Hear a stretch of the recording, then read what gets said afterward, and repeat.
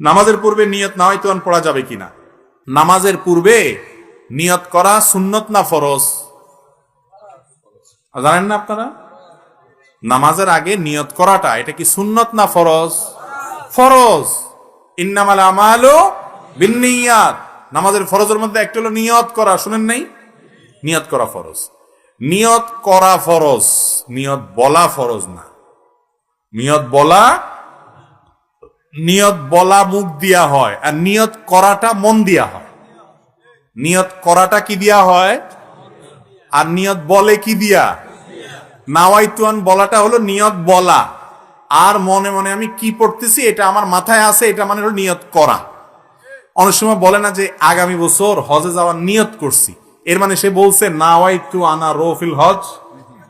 এরকম বলে নাওয়াইতু আনা রফিল হজ, আমি আগামী বছর হজে যাবো, এরকম কথা আরবিতে বলে। কিন্তু তারপরও বলে আমার হজে যাওয়ার নিয়ত। একজন যাইতেছে রাস্তা দিয়ে, কিও কোন দিকে ছুটছেন, কই যাইতেছেন? বলে যে ভাই বাজারে যাওয়ার নিয়ত করছিলাম। সে কি নাওয়াইতুন পড়ে আসছিল? আচ্ছা, নামাজের সময় আপনি নাওয়াইতুন পড়ছেন বুঝলাম, আপনি যখন কাউকে 10 টাকা দান করতেছেন, এটা একটা ইবাদত কি ইবাদত না?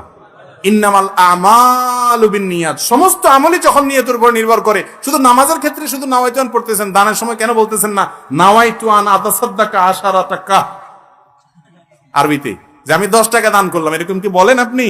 তাহলে সেটা দান হয় কি হয় না? আপনার নিয়ত আছে মনে মনে, আল্লাহ তোমারে খুশি করার জন্য আমি এই মানুষটাকে 10 টাকা দিলাম, বাস আল্লাহ তাআলা সব দিয়ে দিবেন। তো যে আল্লাহ এটা বুঝে, আল্লাহ নামাজেরটা বুঝে না? তাহলে বোঝা গেল নামাজের মধ্যে নিয়ত করা ফরজ, কিন্তু সেটা মনে মনে ইন্টেনশন থাকলে, ইচ্ছা থাকলেই চলবে না। মনের ইচ্ছাটাই হলো নিয়ত। আপনি কি নামাজ পড়তেছেন এটা মাথায় থাকলে চলবে, মুখে নাওয়াইতুন পড়ার দরকার। মুরব্বিরা বলবেন যে নতুন নতুন হুজুর গজাইছে, এসব ওলায়ন কি কয় না কয় আল্লাহ জানে। আর জীবন 14 গোষ্ঠী করিয়া আইছি, আমরা করিয়া আইছি, এখন নতুন করে কি কয়। বাবুরে, আমরা দেখতে খেতে দান লাগান, সব কি দান হয়নি না, কিছু আগাছাও জগা যায়, আগাছাগুলো উঠে দিতে হইব। যদি কোন না ধানের লগে আগাছা উঠছে, এইখানে থাক, চলবো, ফসল ভালো হবে।